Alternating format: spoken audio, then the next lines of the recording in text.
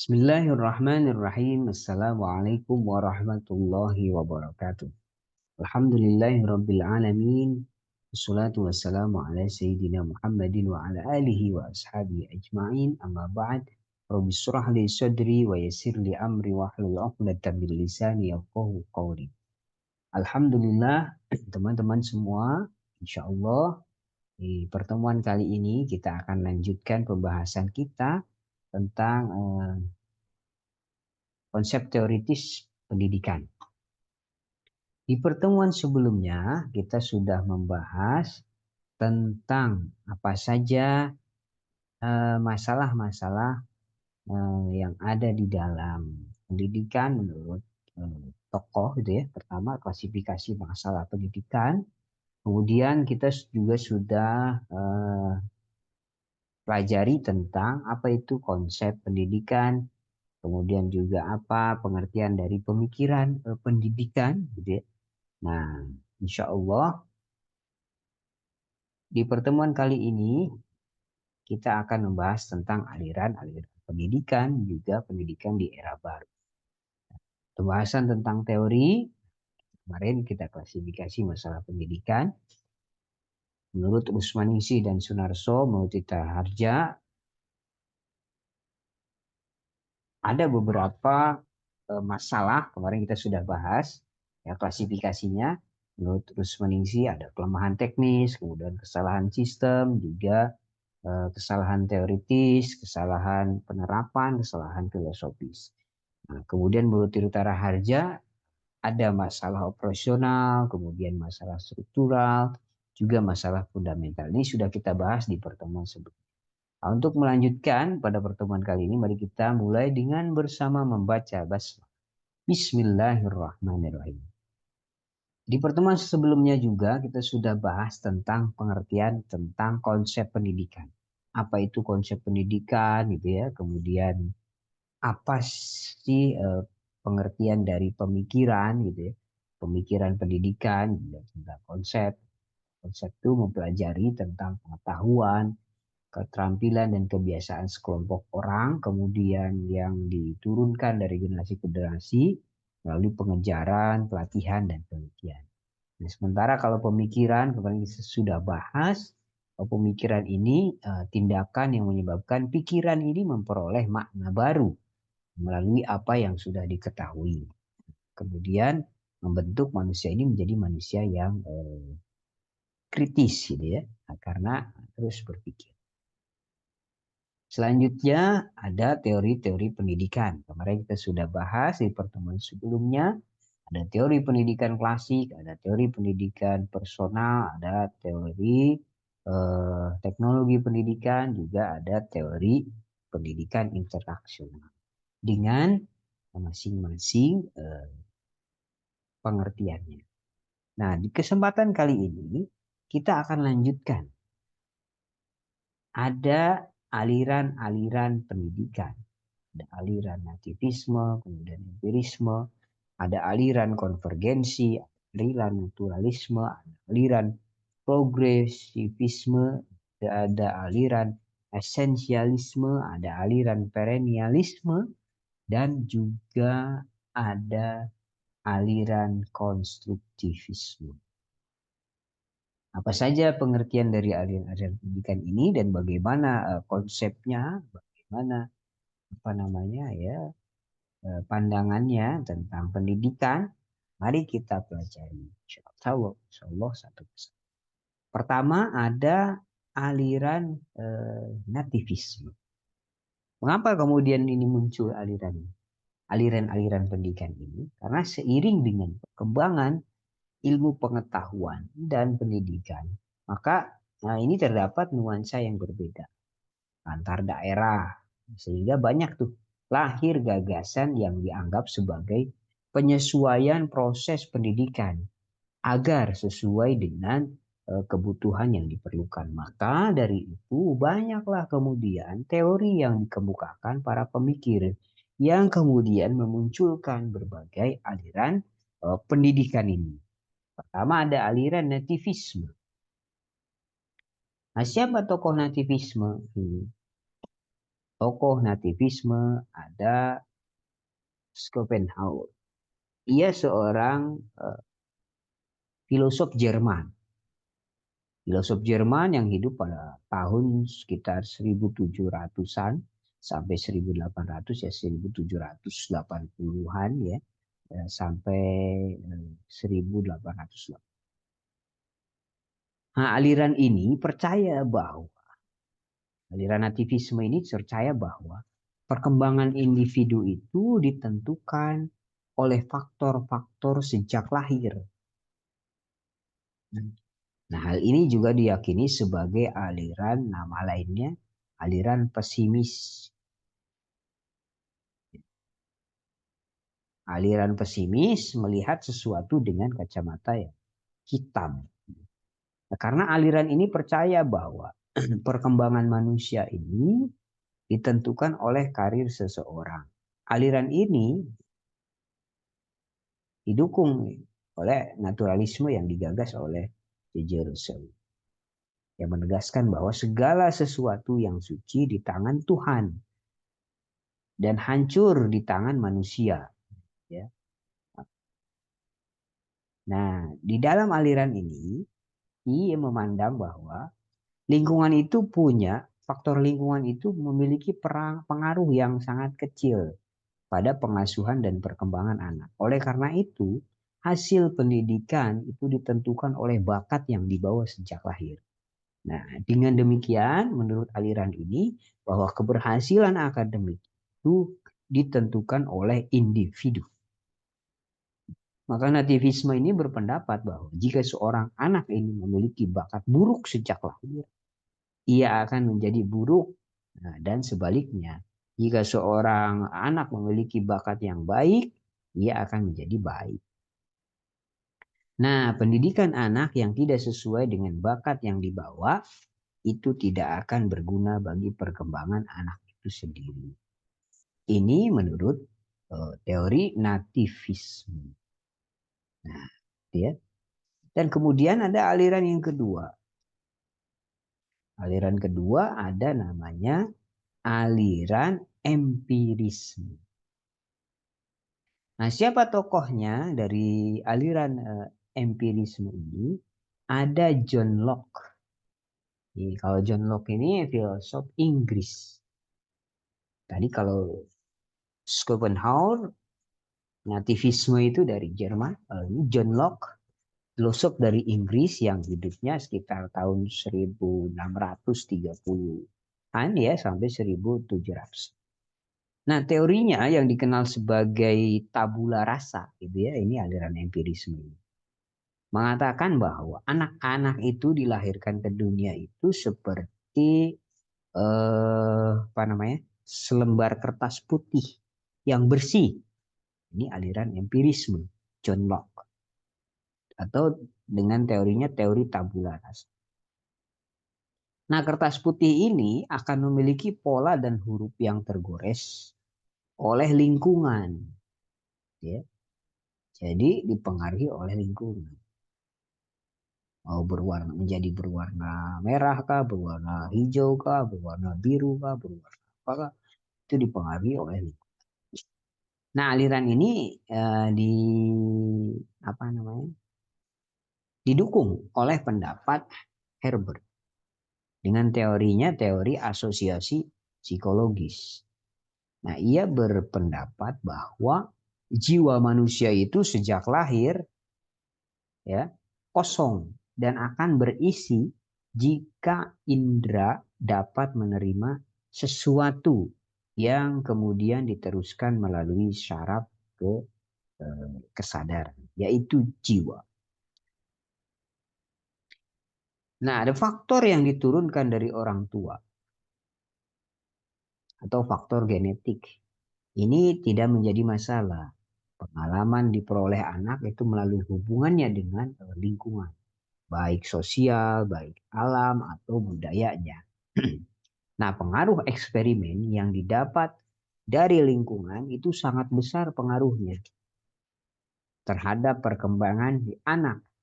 Nah, menurut aliran ini, pendidik ini ya, itu sebagai faktor eksternal. Iya. Memegang peran yang sangat penting. Karena pendidik itu menyediakan lingkungan pendidikan bagi anak. Dan anak akan menerima pendidikan sebagai sebuah pengalaman. Ini aliran empirisme. Ya. Nah, siapa tokohnya? John Locke.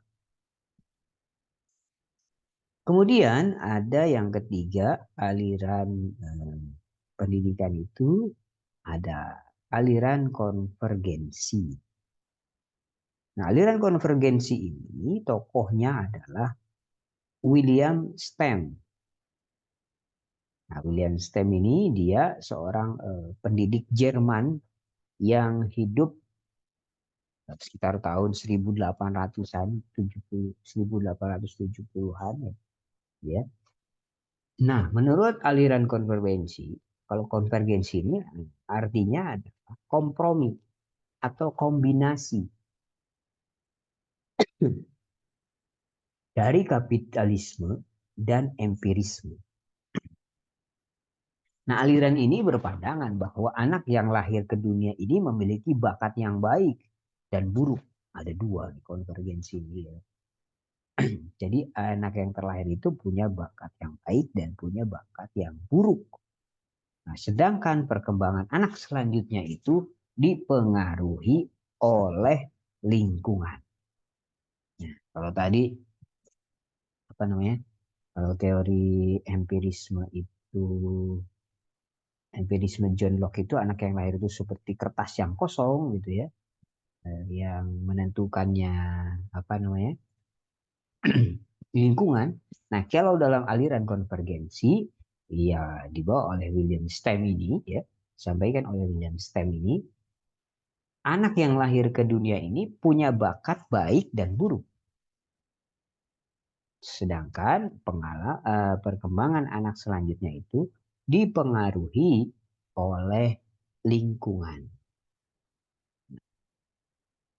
Nah, anak-anak yang berkarakter baik dan didukung oleh lingkungan, nah, pendidikan yang baik akan berprestasi lebih baik. Sementara itu, bakat yang lahir sejak lahir tidak bakat yang lahir sejak lahir tidak akan berkembang dengan baik tanpa dukungan lingkungan yang cocok untuk tubuhnya dan bakatnya, untuk tumbuh bakatnya. Di sisi lain, lingkungan yang baik ini tidak dapat menghasilkan perkembangan anak yang optimal jika tidak didukung oleh bakat-bakat yang baik yang dibawa oleh si anak. Hanya saja William Stem ini tidak menjelaskan betapa pentingnya membandingkan kedua efek tersebut. Nah, faktor tersebut sampai sekarang pengaruhnya belum bisa ditetapkan. Nah, tingkat pengaruh hereditas atau bawaan dan lingkungan pada siswa itu berbeda-beda tergantung dari aspek perkembangan kepribadian siswa sendiri. Nah, faktor genetik ini umumnya itu punya pengaruh yang lebih kuat pada tingkat bayi, yaitu sebelum pembentukan hubungan sosial dan pengembangan pengalaman. Sebaliknya, pengaruh lingkungan itu lebih besar pada manusia mulai dia dewasa. Karena hubungannya dengan kodrat manusia itu ya eh, sudah mulai apa namanya ia jalani. Lingkungan dan ruang gerak yang lebih luas itu juga kemudian mempengaruhi ketika dia mulai dewasa. Nah, untuk itu ada Zakia Darajat ini mengatakan bahwa misi sekolah ini mempersiapkan semua unsur budaya untuk proses ini. Nah, ada tiga hasil integrasi antara kombinasi bahwa um, individu dan lingkungannya. Ada tiga hasil integrasi ini. Kombinasi antara apa namanya? Integrasi antara individu dan lingkungannya.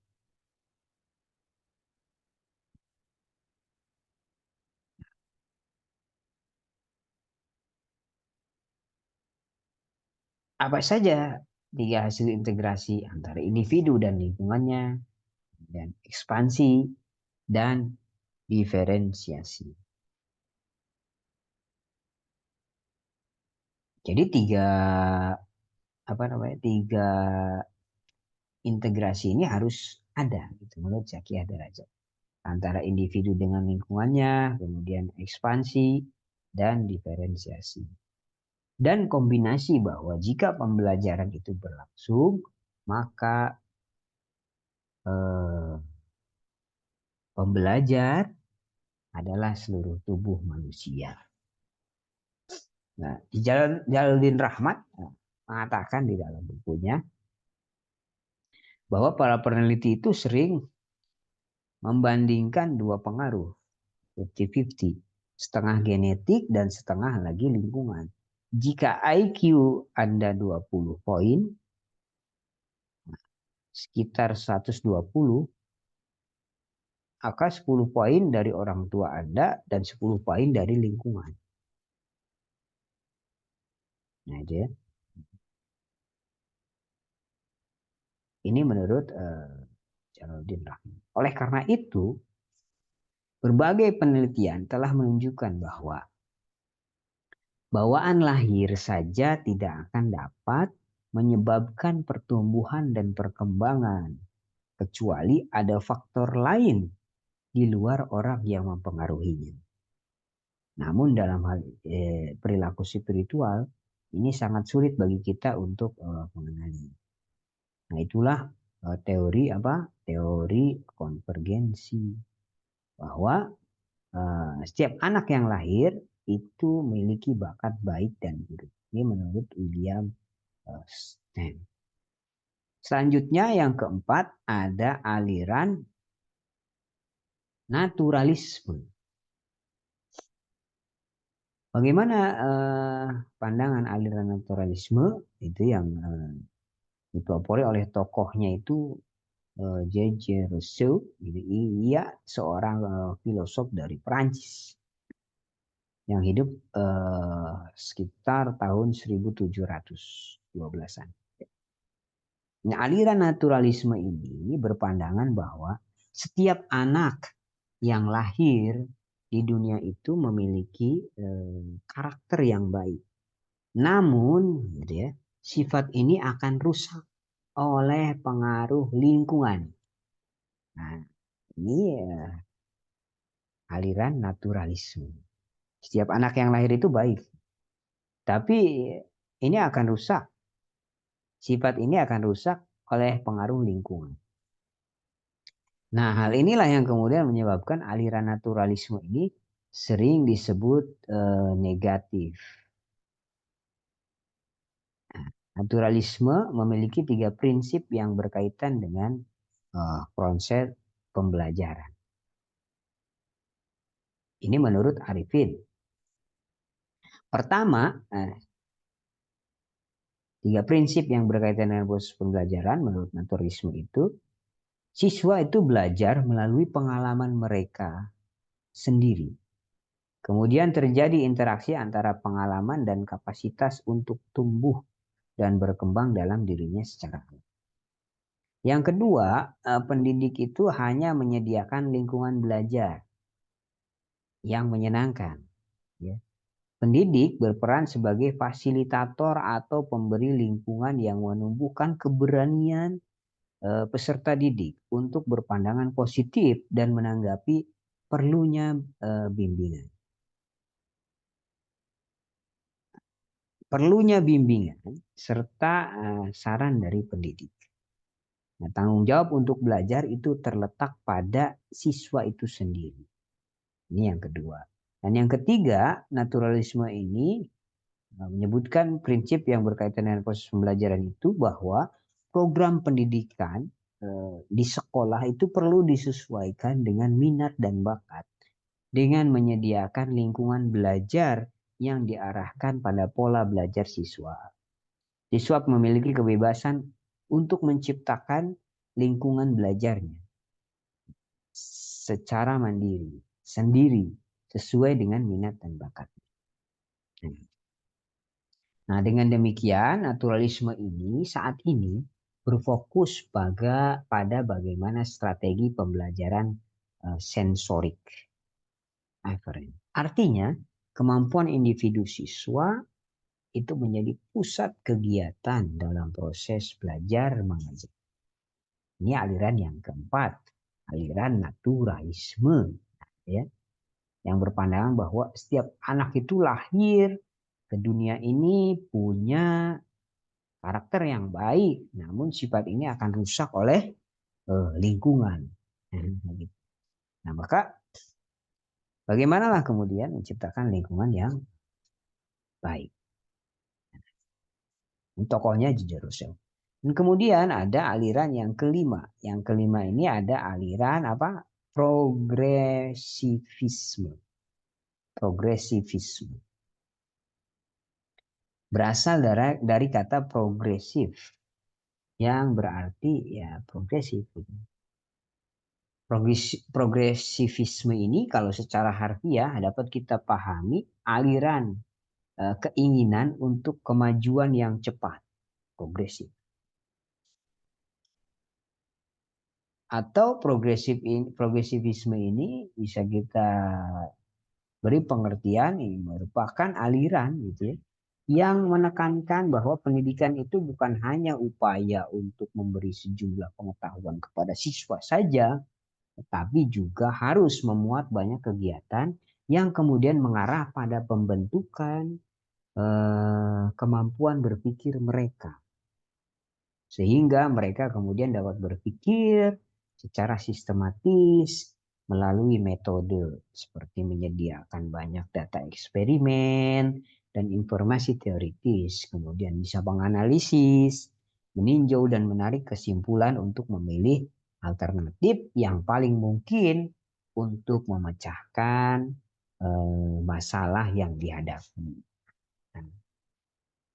Dengan kemampuan berpikir jernih, siswa akan mampu mengambil keputusan yang terbaik bagi dirinya dan masyarakat, serta kemudian akan mudah beradaptasi dengan lingkungannya. Siapa tokoh aliran progresivisme ini? Tokohnya adalah John Dewey. Nah, John Dewey. Arus ini menganggap, aliran ini menganggap bahwa manusia itu punya kemampuan yang wajar dan mampu menghadapi dan mengatasi masalah yang mendesak ataupun masalah yang mengancamnya. Nah, aliran ini menganggap siswa itu sebagai orang yang rasional, ya. Orang yang rasional dan cerdas di siswa. Aliran progresivisme. Nah, hal ini ditunjukkan dengan fakta bahwa manusia itu punya kelebihan dibanding makhluk yang lain. Nah, manusia pada dasarnya itu aktif dan kreatif. Dibantu oleh kecerdasannya seperti kemampuan menghadapi dan memecahkan masalah. Nah, kemudian menumbuhkan kecerdasan itu merupakan tugas utama pendidik yang secara teoritis memahami kepribadian peserta didiknya. Nah, si siswa ini tidak hanya dilihat sebagai unit fisik dan mental, tetapi juga diwujudkan dalam perilaku dan tindakan dari pengalamannya. Nah, fisik dan mental ini, terutama intelektual, itu harus dioptimalkan. Artinya apa? Artinya si siswa punya kesempatan untuk bebas dan berpartisipasi sebanyak-banyaknya dalam peristiwa-peristiwa yang terjadi di sekitarnya. Sehingga tercipta suasana belajar di dalam dan di luar sekolah atau kampus kalau untuk mahasiswa. Nah, itu aliran apa? Progresivisme. John Dewey, ya. Nah, bahwa manusia itu punya kemampuan yang wajar dan mampu menghadapi dan mengatasi masalah dalam kehidupannya. Aliran ini yang menganggap bahwa siswa itu sebagai orang yang rasional dan cerdas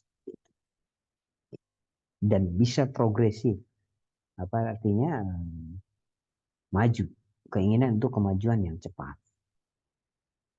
Nah, yang keenam ada aliran esensialisme.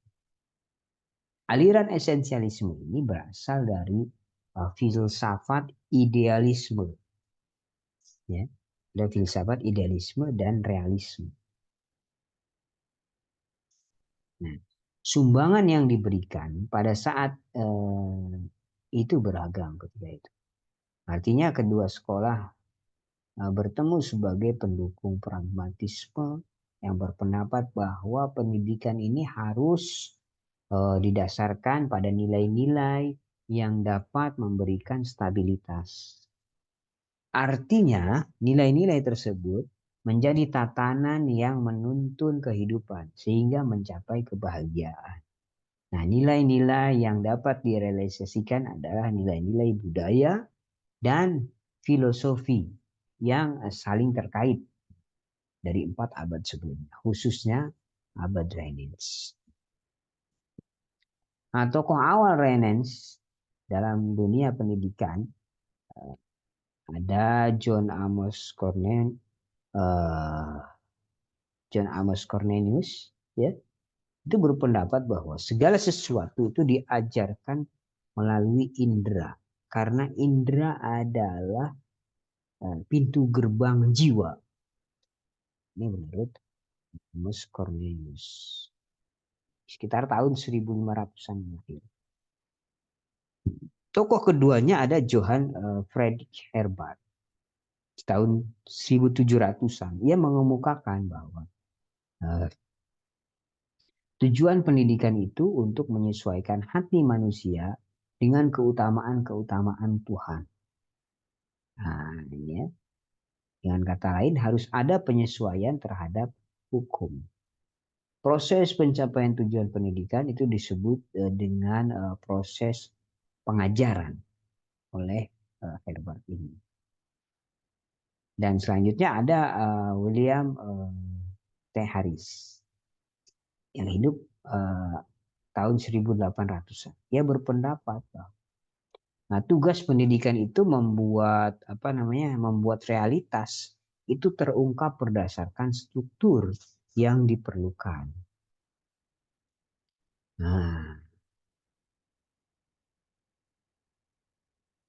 Nah, sekolah ini merupakan basis untuk mempertahankan nilai-nilai yang diturunkan dari generasi ke generasi dan menjadi pedoman bagi adaptasi masyarakat terhadap masyarakat.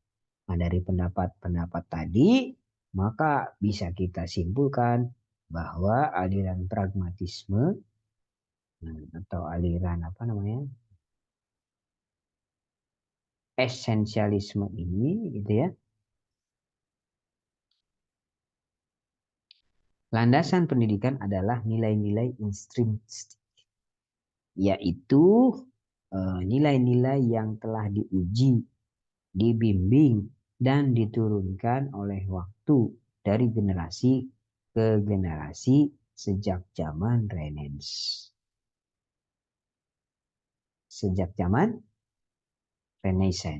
Ya. Nah, pada dasarnya filsafat pendidikan esensialisme ini didasarkan pada kebenaran yang dianggap telah terbukti selama berabad-abad. Itu intinya. Nah, esensialisme ini kombinasi dari idealisme dan realisme. Jika dilihat dari segi proses perkembangannya,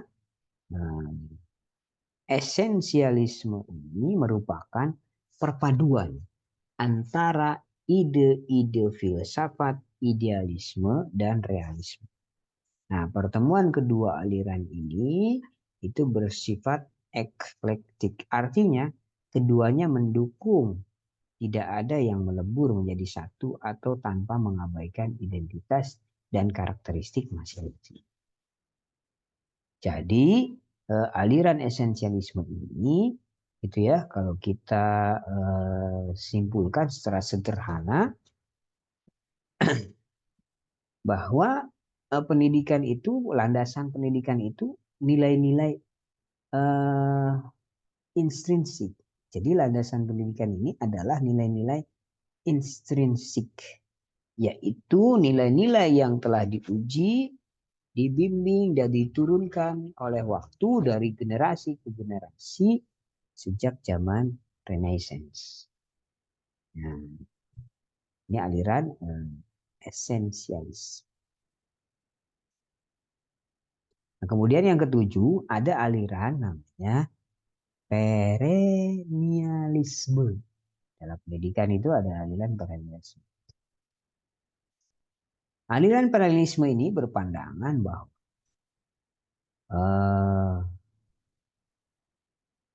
dalam era yang selalu berubah-ubah, masih ada benang merah yang menghubungkan satu era dengan era lainnya. Ya? Atau antara satu wilayah dengan wilayah yang lainnya. Ini menurut aliran perennialisme.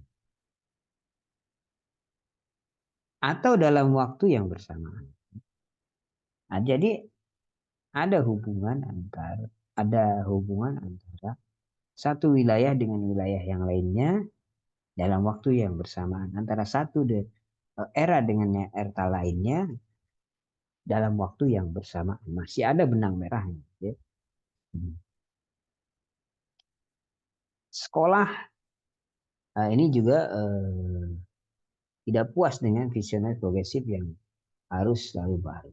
Nah, tokoh-tokoh perennialisme ini contohnya seperti Plato, kemudian ada juga Aristoteles, ada juga Thomas Aquinas. Perennialisme ini berpendapat bahwa kepercayaan aksiomatik kuno dan abad pertengahan itu harus menjadi dasar pendidikan saat ini. Inti dari pendidikan sekolah adalah belajar berpikir, ya. Itu benang merahnya antara apa namanya aksiomatik kuno dan abad pertengahan. Itu benang merahnya bisa. Nah, bahwa pendidikan sekolah itu intinya adalah belajar berpikir. Oleh karena itu, peserta didik ini harus dibiasakan dengan pelatihan berpikir sejak usia dini. Nah, pada awalnya siswa mempelajari keterampilan dasar. Apa saja? Membaca, kemudian menulis, berhitung. Nah, selain itu juga perlu juga nih melatih kemampuan yang lebih tinggi kemudian. Seiring pertumbuhan usia, bertambahnya usia, maka dilatih juga kemampuan yang lebih tinggi seperti logika, kemudian retorika, dan bahasa. Nah, beberapa prinsip pendidikan di dalam perennialisme itu secara umum kira-kira ada 3. Pertama, nah di abad pertengahan jiwalah yang membimbing manusia sehingga kita memahami bahwa keberadaan suatu sistem kehidupan ini dapat menemukan keberadaan prinsip-prinsip utama yang memainkan peran mendasar dalam arah pikiran. Satu, menjadi sarana mencari bukti atau fakta sendiri. Yang kedua, tujuan pendidikan sama dengan tujuan hidup, gitu ya, yaitu mencapai kebijaksanaan dan kebajikan. Nah, ini di dalam abad pertengahan. Yang kedua, prinsip pendidikan dalam perennialisme yang kedua itu ada rasio. Rasio ini diartikan sebagai atribut tertinggi manusia. Manusia harus menggunakan rasio ini untuk mengarahkan kodrat bawaannya sesuai tujuan yang ditetapkan. Tugas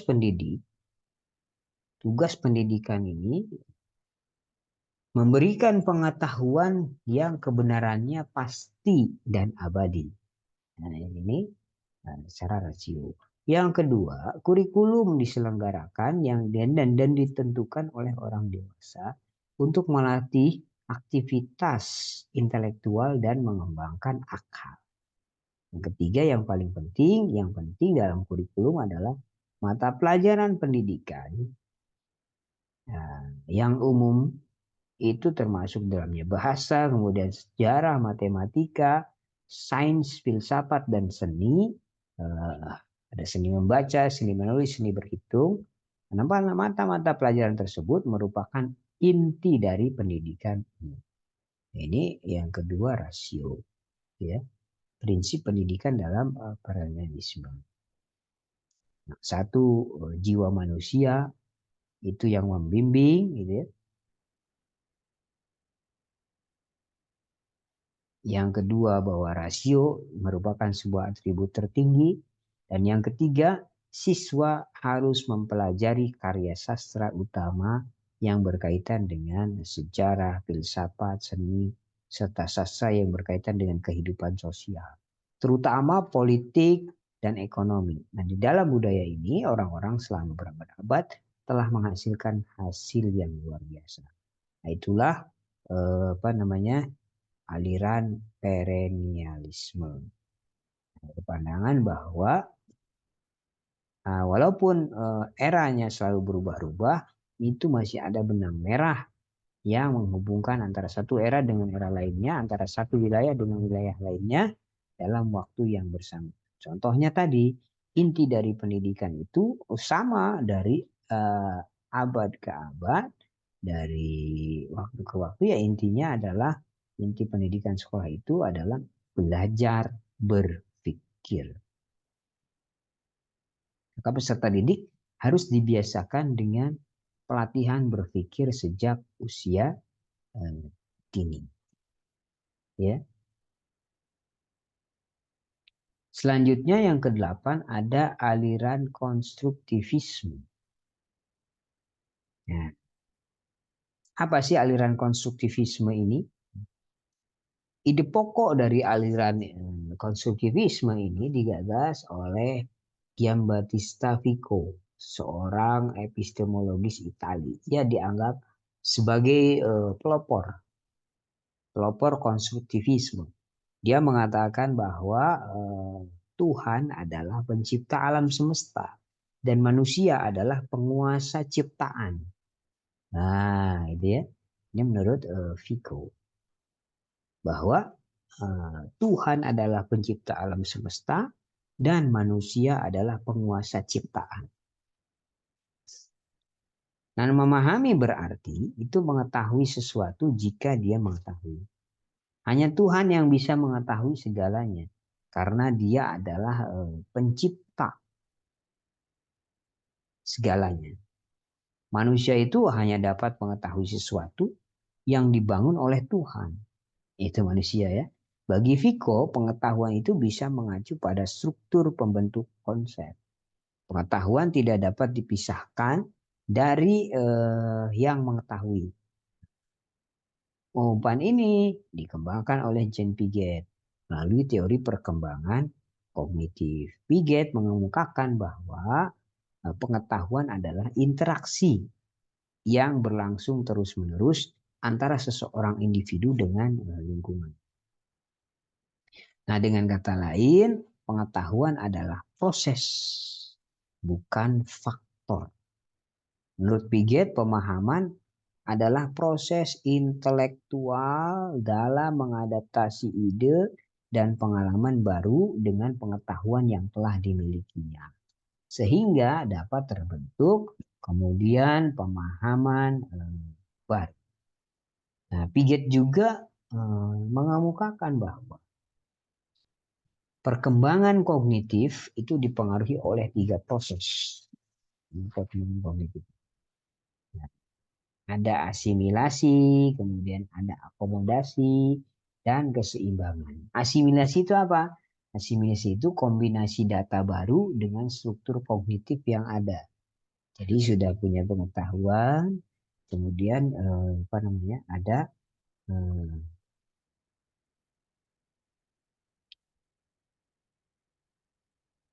kombinasi data baru yang muncul, gitu ya. Nah, yang kedua ada akomodasi. Akomodasi ini apa? Akomodasi ini adalah penyesuaian struktur kognitif terhadap situasi baru, informasi baru. Dan yang ketiga ada keseimbangan. Keseimbangan itu penyesuaian yang terus-menerus antara asimilasi dan akomodasi. Nah, itu perkembangan kognitif, tiga proses dasar yang dikemukakan oleh Piaget. Nah, kesimpulannya aliran konstruktivisme ini menegaskan bahwa pengetahuan itu mutlak diperoleh sebagai hasil konstruksi kognitif dalam diri seseorang. Tidak proses asimilasi, proses akomodasi, dan proses keseimbangan. Nah, aliran konstruktivisme ini berpandangan bahwa menegaskan bahwa pengetahuan itu mutlak diperoleh sebagai hasil dari konstruksi kognitif dalam diri seseorang.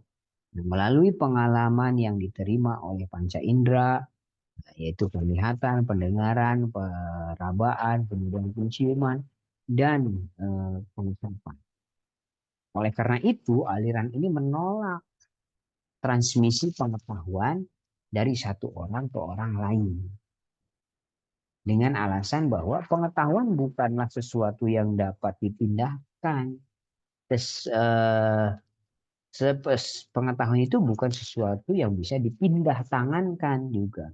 Sehingga jika pembelajaran ditujukan untuk menularkan pengetahuan secara terjaga, maka tindakan tersebut akan sia-sia.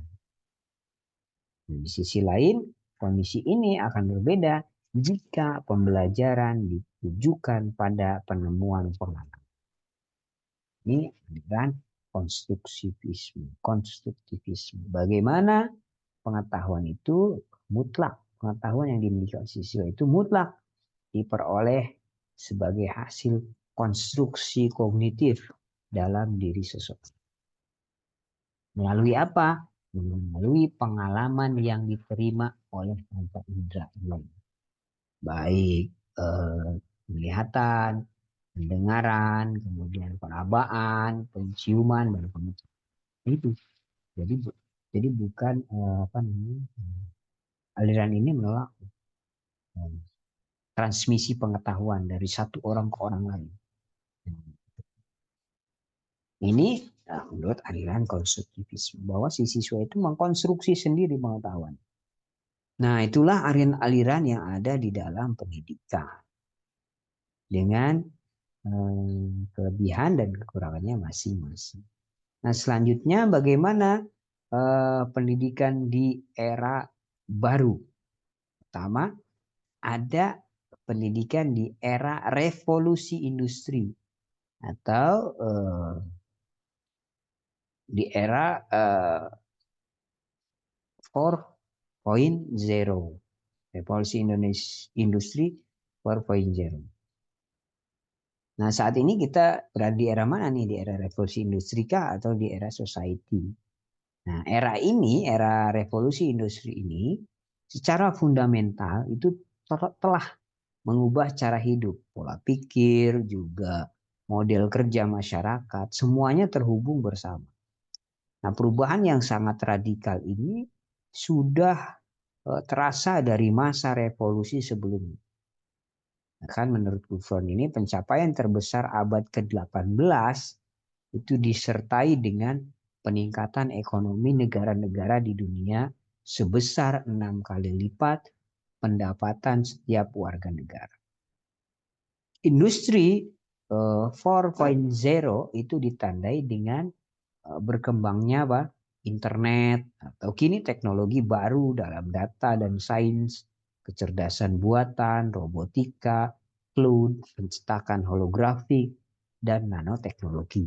Nah, ini revolusi industri ditandai dengan ini.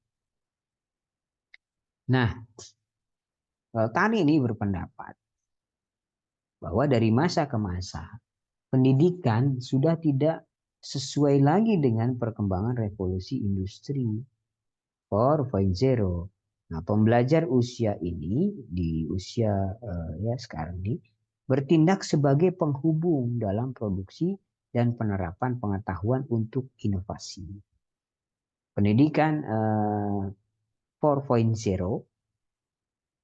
itu memungkinkan setiap orang itu untuk berkontribusi dalam penciptaan generasi Z generasi generatif. Untuk itu diperlukanlah proses pendidikan untuk mempersiapkan mereka memasuki lapangan pekerjaan yang mungkin belum ada di masa depan. Ya, dalam dunia pendidikan memang tidak mudah, apalagi si siswa lahir di era digital dan sering dianggap sebagai generasi medsos itu seperti Facebook atau media digital lainnya. Nah, ada 9 tren atau kecenderungan pendidikan di era revolusi industri atau di era ya revolusi industri 4.0. Ini menurut dari Peter Lens. Pertama, bahwa belajar pada waktu dan tempat yang berbeda. Bisa belajar di waktu dan tempat yang berbeda. Nah, semakin banyak siswa belajar di tempat yang berbeda, pada waktu yang berbeda. Nah, pembelajaran online inilah pembelajaran online itu memfasilitasi peluang pembelajaran jarak jauh, pembelajaran yang mandiri. Nah, di waktu yang berbeda, di tempat yang berbeda, ya kan? Zona waktunya berbeda antara Indonesia Barat dengan Indonesia Timur, misalkan ya. Nah, nah ini tren kecenderungan pendidikan di era revolusi industri itu tandanya trennya pertama itu yaitu belajar itu bisa pada waktu dan tempat yang berbeda. Tren yang kedua di pendidikan masa 4.0 itu yang kedua, pembelajarannya bersifat individu. Artinya apa? Siswa belajar dengan perangkat pembelajaran yang sesuai dengan kemampuannya sendiri. Nah, hal ini menunjukkan bahwa siswa tingkat yang lebih tinggi itu menghadapi tugas dan pertanyaan yang lebih sulit setelah mencapai tingkat kemahiran tersebut. Siswa yang berjuang dengan mata pelajaran ini diberi kesempatan untuk berlatih dengan mata pelajaran lebih lanjut sampai mereka mencapai tingkat yang dipersyaratkan. Nah, itu tren yang kedua, kecenderungan pendidikan di era revolusi industri 4.0. Yang ketiga, trennya cenderungan pendidikan di era revolusi industri ini, siswa itu memiliki pilihan tentang bagaimana mereka belajar. Ya, artinya apa? Setiap mata pelajaran yang diajarkan itu memiliki tujuan yang sama. Namun setiap siswa itu menempuh jalan yang berbeda untuk mencapainya. Demikian pula pengalaman belajar yang dipersonalisasi memungkinkan si siswa itu untuk mengubah proses belajar mereka dengan alat yang mereka inginkan. Ada yang belajarnya di YouTube, ada yang belajarnya di website, ya, ada yang belajar. Nah, itu pilihan bagaimana mereka belajar. Nah, si siswa belajar menggunakan berbagai alat, ada yang pakai program, aplikasi, dan teknik berdasarkan preferensi mereka. Pada tingkat ini, kombinasi pembelajaran tatap muka dan jarak jauh, nah, ini ada pembelajaran hibrid, bisa tatap muka, juga dengan jarak jauh.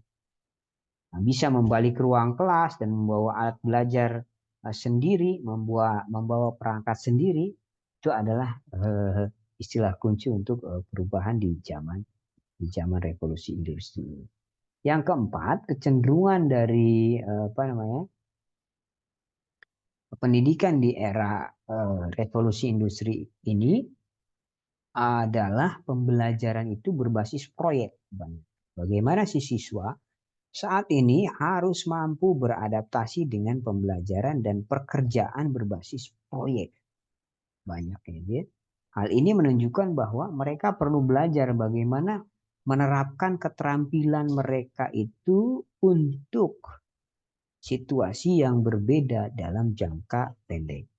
Nah, siswa harus terbiasa dengan pembelajaran berbasis proyek ini. Dari sekolah menengah awal, itu ya sudah diterapkan. Contohnya sekarang diberlakukan tuh ada program P5, profil penguatan profil pelajar Pancasila.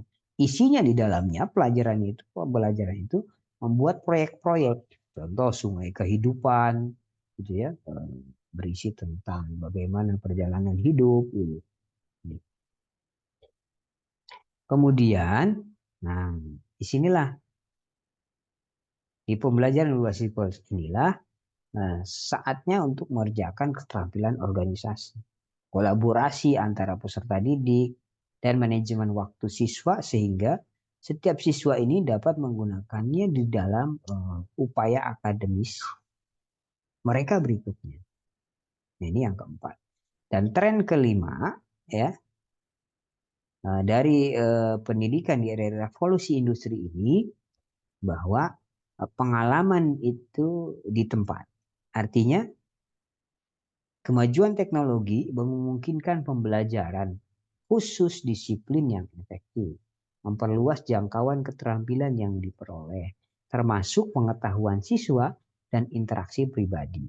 Pengalaman lapangan itu diperdalam melalui kursus atau latihan. Sekolah itu memberi banyak kesempatan kepada si siswa untuk memperoleh keterampilan yang praktis yang mewakili pekerjaan mereka.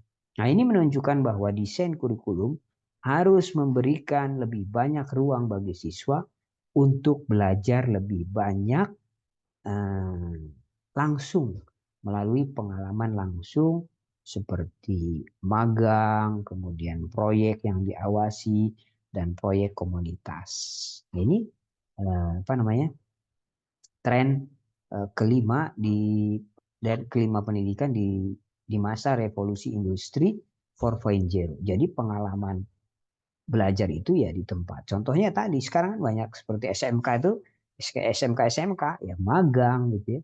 SMK ya basisnya otomotif, magang di bengkel itu atau membuat proyek yang diawasi atau yang jurusan administrasi magang di mana ya di kantor-kantor atau di bank biasanya begitu.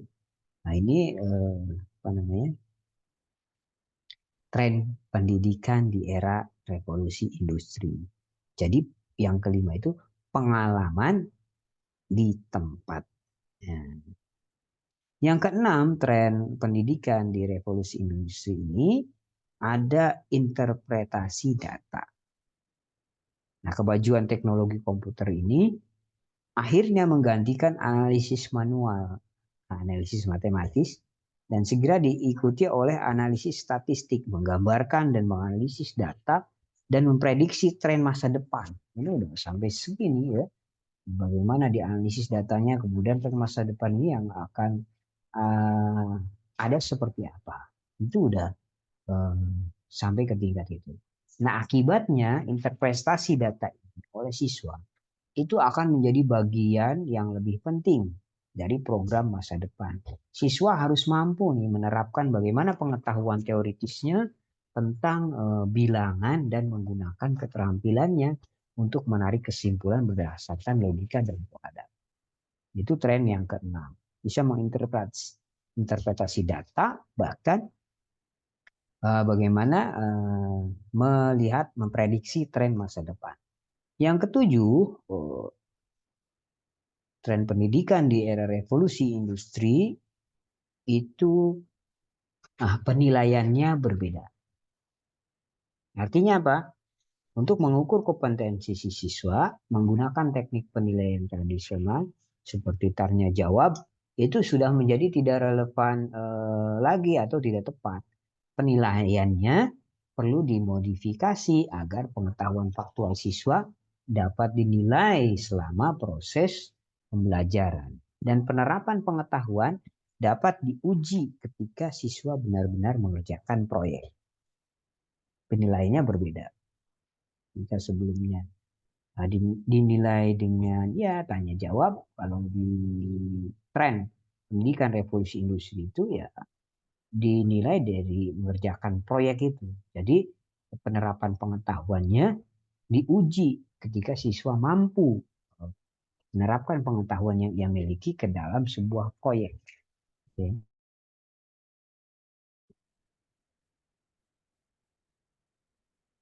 Ya, kita lanjutkan.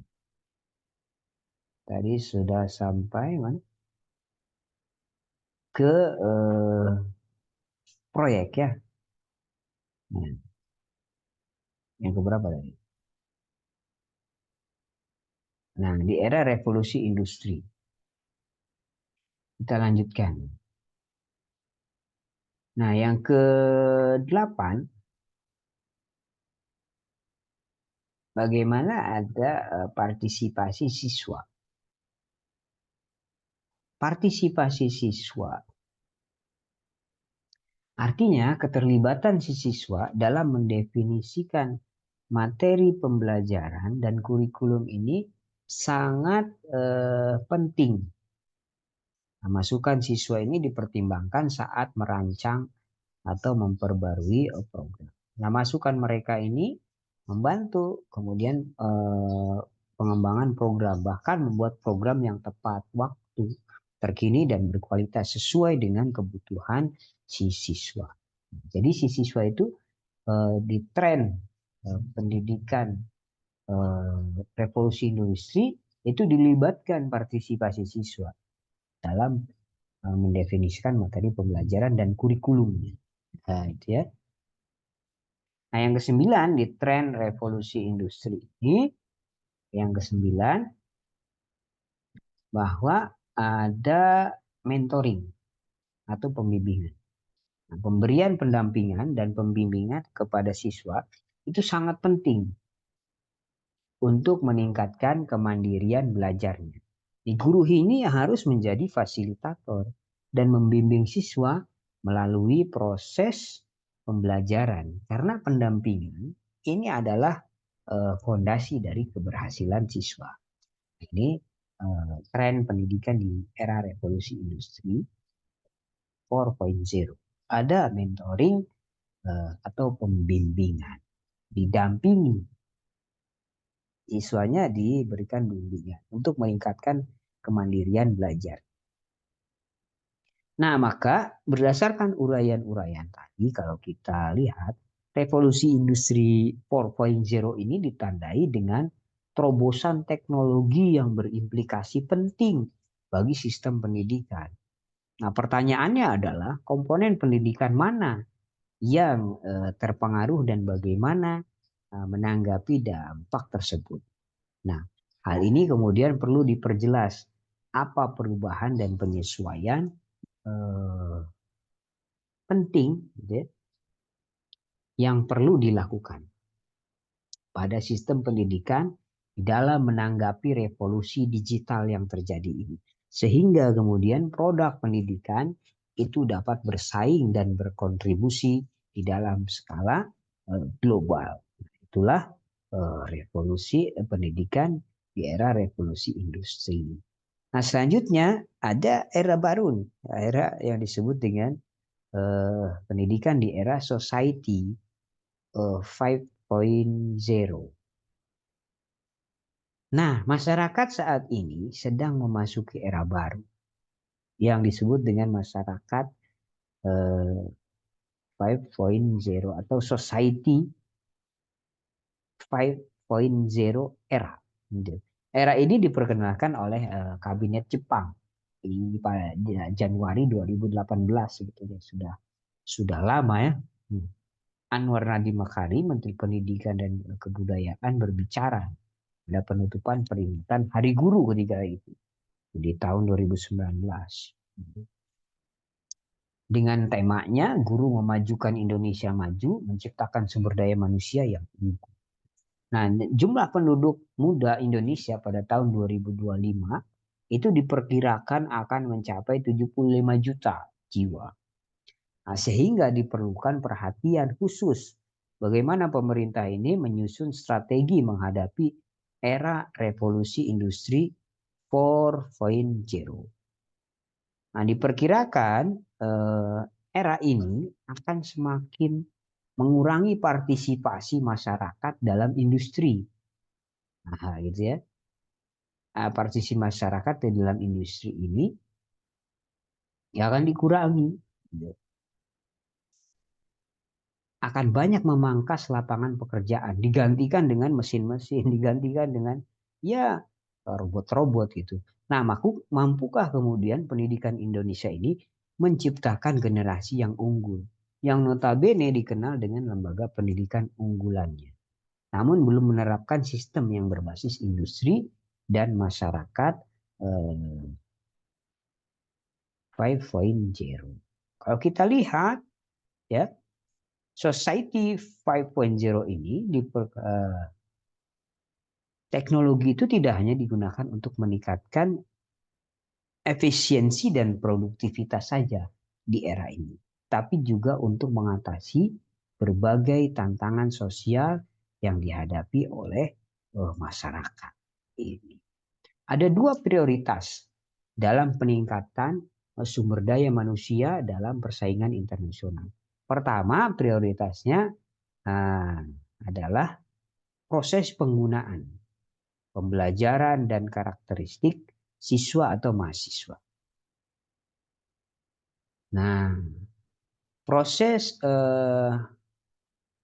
pembelajaran dan karakteristik ya, dan proses penggunaan ini. Yang kemudian selanjutnya ada proses pelaksanaan pendidikan. Itu tidak hanya menitik beratkan pada kecerdasan buatan saja atau artificial intelligence melalui keterhubungan berbagai hal, tetapi juga pada komponen manusia. Manusia sebagai penggerak di belakang pendidikan. Nah, internet ini tidak hanya untuk memberikan informasi, tetapi juga untuk kehidupan. Nah, sebuah zaman yang memungkinkan semua teknologi merupakan bagian dari manusia itu sendiri, dan perkembangan teknologi dapat mengurangi jarak antara manusia dan mengatasi masalah ekonomi di masa depan. Nah, masyarakat 5.0 ini bertujuan untuk menciptakan masyarakat yang berpusat pada masyarakat itu sendiri. Artinya apa?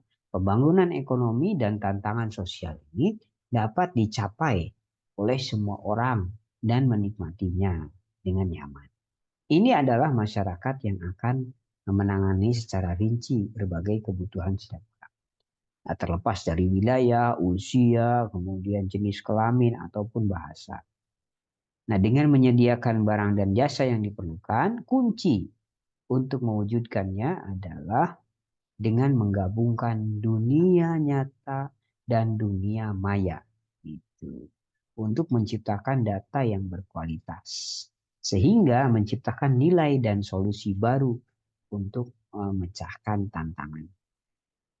Nah, di dalam perkembangan ekonomi dan teknologi korporasi di era society 5.0, permasalahan yang tercipta dalam revolusi industri 4.0 tidak hanya menjadi alat untuk menghormati kehidupan individu dan keteladanan masyarakat 5.0 di ranah sosial, tetapi juga termasuk bagaimana penggunaan teknologi drone ini untuk menanggulangi bencana. Itu bisa. Nah, di sektor pendidikan, siswa mungkin harus berhadapan dengan robot khusus atau yang dikendalikan dari jarak jauh oleh pendidik. Nah, pengajaran dapat berlangsung di mana saja dan kapan saja. Nah, beberapa jenis keterampilan seperti kreativitas, berpikir kritis itu harus dipersiapkan. Pertanyaannya adalah bagaimana dunia pendidikan dapat mengatasi masyarakat 5.0 ini. Pertama yang perlu disadari adalah bahwa terhubungnya masyarakat dengan kehadiran koneksi internet. Yang kedua, tentang sumber daya manusia yang mampu di bidang digital. Maka guru itu dituntut lebih inovatif dan dinamis dalam pembelajaran di kelas. Yang ketiga, sinkronisasi pendidikan dan industri agar nantinya lulusannya bekerja sesuai dengan bidangnya dan sesuai dengan standar kebutuhan industri. Ini menurut Rahmi. Nah, dalam menghadapi terpaan badai era society 4.0 ini, Ditawarkan ada formula seperti pemanfaatan kemampuan AI atau artificial intelligence, kecerdasan buatan di dalam pendidikan itu sudah di apa namanya kita ketahui bersama. Yang tujuannya untuk apa? Untuk mengetahui dan menentukan kebutuhan belajar yang penting oleh siswa. Proses identifikasi siswa akan lebih cepat dengan menggunakan teknologi, ada machine learning namanya, pembelajaran mesin. Dengan teknologi ini, siswa semakin mudah dan cepat mencari data. Bahkan teknologi ini bisa mendapatkan data yang tidak terpikirkan sebelumnya. Nah, ini yang pertama, gitu ya. Dalam menghadapi terpaan badai society itu bisa dengan formula satu, memanfaatkan AI, artificial intelligence. Yang kedua bisa dengan apa namanya, pemanfaatan Internet of Things. IoT itu ya dalam pendidikan. Dengan adanya IoT ini, Internet of Things ini dapat mempermudah komunikasi antara guru dan siswa dalam proses belajar mengajar. Yang ketiga, di dalam menghadapi terpaan badai era society 5.0 ini bisa ditawarkan formulasi yang ketiga itu menggunakan virtual atau augmented reality di dunia pendidikan. Menggunakan augmented reality dapat membantu siswa memahami teori yang dibutuhkan, yang membutuhkan beberapa simulasi dengan keadaan yang sebenarnya. Contoh, sekarang sudah ada kan teknologi 3D dalam augmented reality.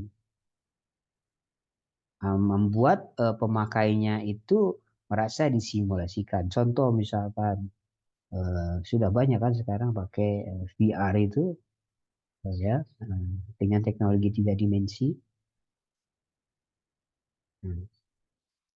Ini membuat pemakainya ini merasa disimulasikan oleh digital seakan-akan sedang menghadapi realitas fisik. Misalnya simulasi pesawat terbang itu digunakan oleh siswa penerbangan untuk ujian kelulusan. Nah, itu bisa pakai VR gitu ya. Pada pembelajaran sebelumnya, siswa berlatih menerbangkan pesawat secara langsung, secara nyata. Nah, menggunakan 3 hal itu, yaitu dengan tadi cerdasan buatan atau artificial intelligence, kemudian Internet of Things, dan augmented reality atau tadi teknologi 3 dimensi, gitu ya, dapat melatih siswa nantinya untuk menjadi lulusan yang berkualitas dan memiliki keterampilan yang siap digunakan dalam dunia industri. Sebagai contoh ya, pembelajaran yang dilakukan di era digital ketika masa COVID-19 gitu ya. Ini memunculkan kebijakan baru yang dikeluarkan oleh pemerintah, yaitu penerapan jarak fisik di berbagai bidang kehidupan. Nah, khususnya di bidang pendidikan. Ada kemudian ya ini pembelajaran online gitu kan. Lebih lanjut kemudian maksud ini mengatakan bahwa pembelajaran dan proses pendidikan lainnya saat ini terjadi secara online dan tampaknya situasi ini memaksa siswa untuk melanjutkan pola etika, keyakinan dan pencarian informasi mereka selama pandemi COVID itu hingga di masa depan. Nah, kebiasaan baik yang dilakukan oleh banyak siswa ini di masa COVID ini dia mencari sendiri pembelajaran lewat internet, memperdalam gitu ya melalui YouTube dan lain-lain. Nah, ini dapat membantu mereka menjalani kehidupan yang lebih aman dan damai. Di sisi lain, selama pandemi COVID kemarin gitu ya, prinsip-prinsip kehidupan tertentu seperti moralitas, kebebasan, keadilan, kejujuran, kepercayaan, kepedulian terhadap orang lain itu melemah. Ya ini efeknya pasti akan ada dua, ada efek positif juga efek negatif kemajuan-kemajuan ini, gitu ya. Nah itulah pembahasan kita bagaimana pendidikan di era baru ini, di era society dan di era revolusi industri, bagaimana kemudian implementasinya, contohnya di dalam pendidikan kita. Teman-teman, untuk memperdalam bacaan, memahami tentang tadi aliran-aliran yang ada dalam pendidikan, teman-teman bisa membaca buku-buku ini. Pertama bisa buku ilmu tentang pendidikan Islam, kemudian empat teori pendidikan dan alirannya gitu ya, menurut para ahli. Kemudian ada revolusi industri, tantangan, peluang, dan solusi bagi dunia. Ada juga menuju era society, telah perspektif pendidikan dasar. Juga ada juga tentang teori dan praktek pendidikan. Ada juga pengantar pendidikan.